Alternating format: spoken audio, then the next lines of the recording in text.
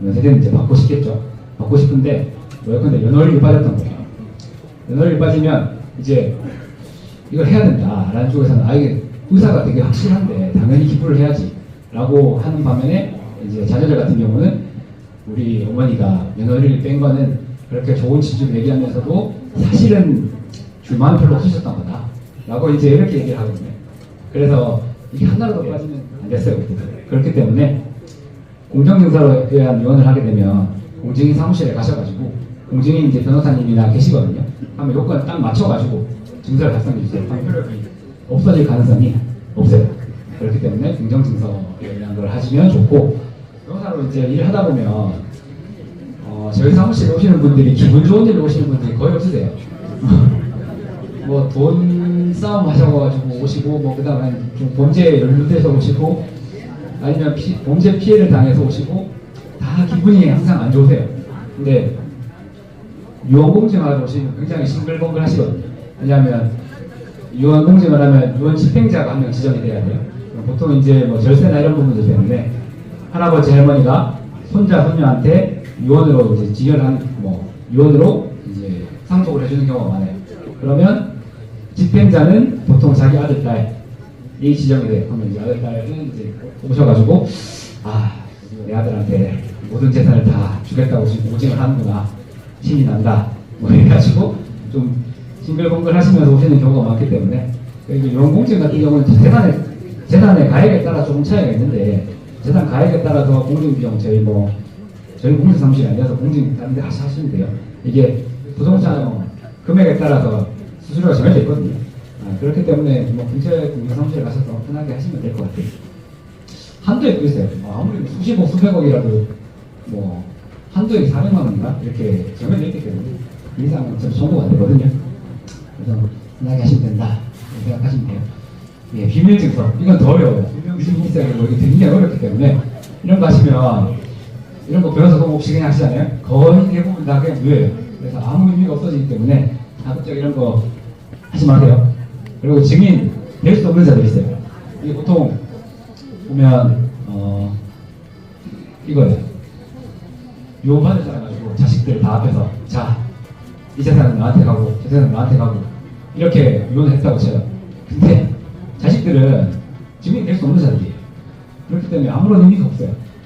아무런 의미가 없기 때문에 자식들 앞에서 이렇게 하자라고 했을 때 자식들이 나중에 부모님의 뜻에 따라 해야지 라고 하면 문제가 없겠으나, 싫은데 라고 하면 그때부터는 소송이에요. 그렇기 때문에 꼭 하시는 게 좋다.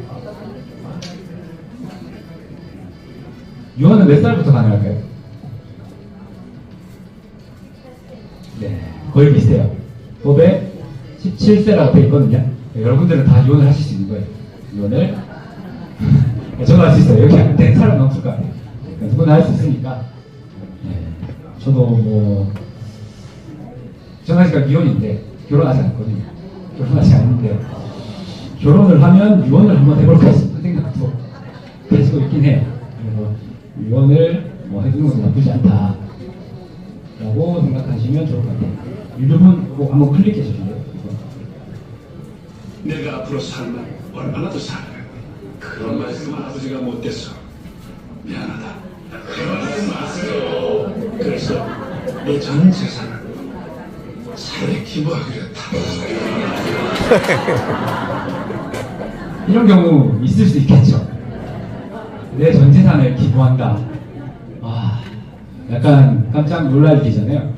이렇게 됐을 때 우리 법에서는 부분을 인정해주고 있어요. 그러니까 상속인들이 한 푼도 못 받는 건 너무 심하다. 심하니까 상속인들이 원래 받아야 되는 것에 2분의 1까지는 청구할 수 있도록 법에서 규정해주고 있어요. 예컨대 어머니 먼저, 예컨대 아버지가 먼저 돌아가시고 어머니가 살아 계시는데 어머니가 재산이 100억이 있어요. 100억을 전부 다 기부했어요. 자식들이 유언을 청구할 수 있는 건 얼마일까요? 50억. 그건 아니고 각 25억이 되겠죠. 그러니까 전체 원래 100억이 있으면 자녀가 2명이 있다 치면 50억, 50억이 가잖아요. 근데 그 50억이 상속분인데 그것의 절반을 유류분으로 청구할 수 있어요. 그러니까 25억씩 이제 유류분으로 청구해서 받을 수 있어요. 예전에 증여가 있는데 자식에 대한 증여이잖아요. 자식에 대한 증여는 기한 제한 없이 다 이미 받은 걸로 인정이 돼요. 그러니까 자식이 아닌 경우는 예컨대 10년 정도 지나면 그거는 뭐 끝이다. 그거는 뭐 받은 기간이 너무 많이 지났기 때문에 포함이 안 돼요. 근데 자식은 원래 상속받을 사람이잖아요.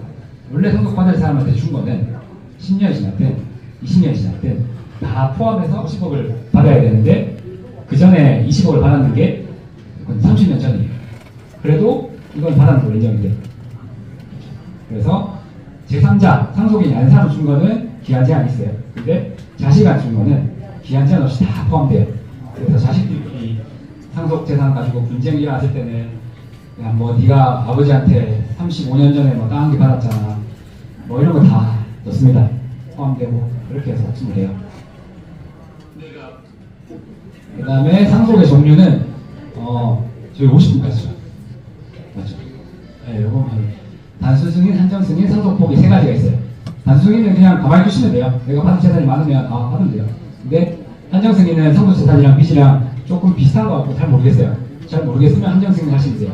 한정 승인 하면 나중에 그 채권자, 건자들이 돈 달라고 하면 한정 승인을 받아 놓으면 한정 승인 받은 재산 범위 내에서 얼마를 지급하라 이렇게 판결이 나오거든요. 그래서 그 재산이 없으면 판결을 받아 집행이 안 되기 때문에 한정 승인 하시면 되고요. 상속 포기는 뭐 하셔도 되는데 상속 포기하면 후순위권자한테 계속 넘어가거든요. 그렇기 때문에 계속 상속 포기를 해야 돼요.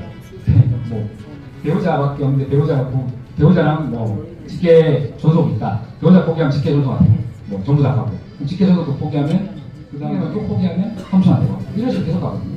그렇기 때문에 보통의 경우 한정 승인 조금 더 많이 하시는 것 같아요. 뭐 이거는 상속 개시 돌아가시고 3개월 이내 가정법원에 신고하시면 돼요. 근데 막 돈을 이미 다 뽑아 쓰고 난 다음에 신고하시면 안 돼요. 그거는 다 뽑아 쓰고 난 다음에 하면 돈을 뽑아가지고 사용한 순간 단순 승인으로 지급될 가능성이 매우 높거든요. 그래서 돈을 쓰시고 난 다음에 남은 걸로 한정 승인해 주세요. 이거는 안 된다라고 생각하시면 좋을 것 같아요.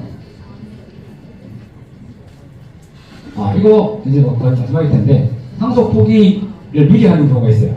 이게 예컨대 자녀가 2명 있는데 자 큰아들인 내가 아버지를 모실게. 작은 아들 니는 아버지하고 시집게 상속 갖지 마 라고 했어요. 그래서 작은 아들이 형님이 모셔주신다면 감사합니다. 그냥 저는 상속을 포기할게요 라고 상속 포기 각서를 미리 썼어요. 그러면 둘째 아들은 상속 못 받을까요? 일부는 받는다.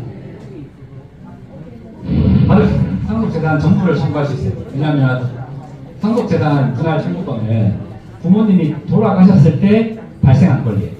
그래서 발생하지 않은 권리를 살아계실 때는 발생을 안 했잖아요. 부모님 살아계실 때는 발생을 안 했으니까 발생도 안 한 권리를 미리 포기할 수가 없어요. 그렇기 때문에 받을 수 있습니다. 이거는 오늘은 그래서 뒷부분은 결혼이나 뭐 뒷부분만 뭐 특별한 의미는 없을 것 같아서 오늘 상속 몇가지 해가지고 강의를 마무리하도록 할게요. 네, 감사합니다. 네, 이거죠. 역시 강의 방법에 따라 조용하고 참 잘하는 정말로 유익한 강의죠. 큰 박수 부탁드립니다.